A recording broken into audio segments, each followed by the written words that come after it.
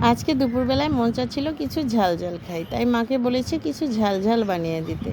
মা বলল ঘরে চানাচুর আছে, একটু চানাচুর মাখা করে খাও, তাহলে খুব ভাল লাগবে। তাই মা প্রথমে পেঁয়াজ কুচি, আদা কুচি, কাঁচামরিচ কুচি আর বিলাতি ধনিয়া পাতা কুচি করে দিয়েছে। এখন এর সাথে পরিমাণ মতো লবণ দিয়ে খুব সুন্দরভাবে চটকে নিব।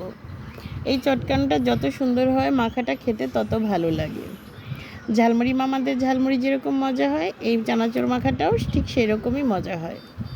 আজকে বাড়িতে চিকন চানাচুর ছিল না, তাই বম্বের মোটা চানাচুর দিয়ে চানাচুর মাখা খেলাম। চিকন চানাচুর হলে চিকন চানাচুর দিয়ে এই চানাচুর মাখাটা খেতে খুবই ভালো লাগে। এখন দিয়ে নিলাম বেশ খানিকটা সরিষার তেল।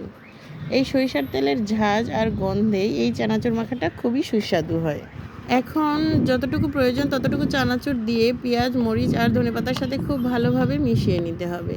এখানে শসা আর টমেটো কুচি দিলেও খুব ভালো হয়। যেহেতু আজকে শসা আর টমেটো কুচি দিয়ে খাবো না, তাই শসা আর টমেটো কুচি ছাড়াই চানাচুর মাখাটা বানিয়ে নিয়েছি। মায়ের হাতের সব কিছুই মজাদার, নিজে মাখালে কেন জানি খেতেই মন চায় না। এই তো তৈরি হয়ে গেল আমার মজাদার চানাচুর মাখা।